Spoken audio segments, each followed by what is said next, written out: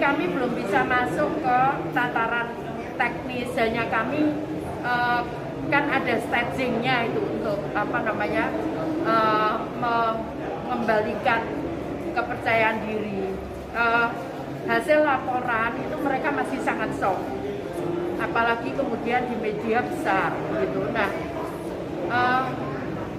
namun yang kemudian kita menangkap karena kita tidak bisa masuk ke dalam lagi, mereka masih ada mental blocknya, maka kemudian kita menanyakan apa keinginan mereka.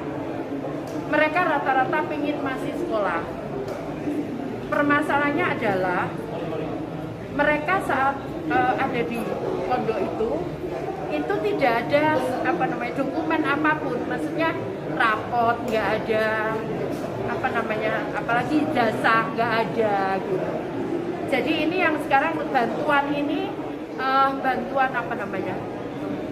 yang kita lagi bantu untuk bagaimana mereka mendapatkan dokumen-dokumen ini gitu, karena kalau dia pindah ke sekolah lain tentunya pasti kan dokumen ini dibutuhkan gitu.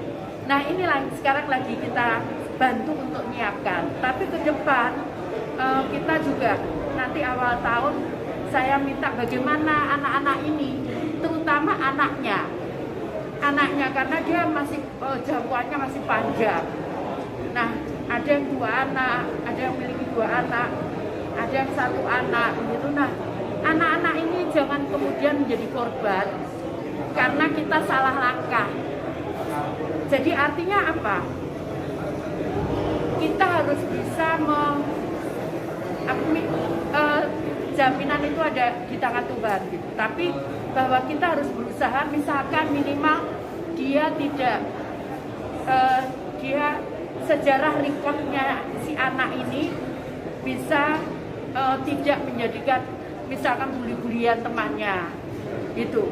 Nah ini yang harus kita pelajari, makanya saya perintahkan Pak Dirjen Resos untuk awal Januari untuk melakukan komunikasi dengan APH, dengan pendidikan, dengan KPAI, dengan pemberdayaan perempuan dan anak untuk bagaimana anak ini ke depannya, baik ibunya maupun si anak itu sendiri, supaya mereka bisa kelangsungan, mereka bisa kita jaga supaya mereka bisa tumbuh kembang, mereka bisa normal seperti anak-anak yang lain, minimal itu.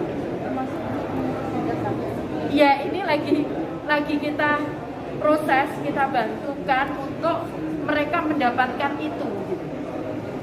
Karena selama ini nggak ada.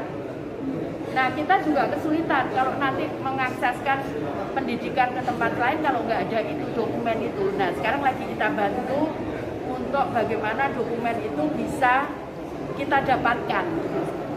Selain administrasi, ada pendampingan secara psikolog kan? Oh iya, kalau itu Sampai kapan? Ya sampai mereka bisa sama dengan yang anak-anak yang normal yang lain. Karena itu berat traumanya. Jadi kita nggak ada waktu kapan gitu, nggak bisa karena sampai harus kembali. Bahkan saya minta juga ada hipnoterapi segala. Sejauh ini respon dari keluarga seperti apa Bu? Ini kan anak-anak nih, orang tuanya gimana Bu responnya, ada pendampingan dari Kementerian Sosial? Iya, orang tuanya sekarang dalam pendampingan kami. Ya, tapi kan kita tidak bisa hanya bicara orang tuanya saja. Tapi anaknya itu juga justru harus kita perhatikan. Karena dia nanti yang prosesnya lebih panjang lagi gitu.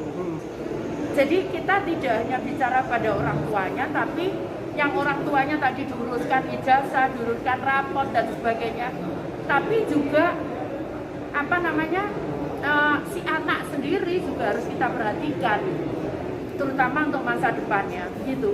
Bu, ada wacana si pelaku ini mau dihukum kebiri Bu dari Kementerian Sosial sendiri, dari pemerintah ini kan Bu. Apa tanggapannya seperti apa Bu? Ke lembaga hukum. Artinya mendukung Bu ya? Kenapa? Mendukung kalau pelaku dihukum seberat-beratnya termasuk kebiri Bu ya? Saya sih mendukung, kalau saya pribadi ya.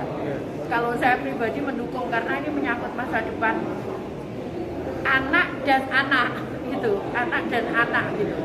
Itu menyangkut masa depan itu, karena pasti berat kalau kita tidak siapkan roadmap-nya dia akan seperti apa, masih akan berat untuk anak dan anaknya begitu.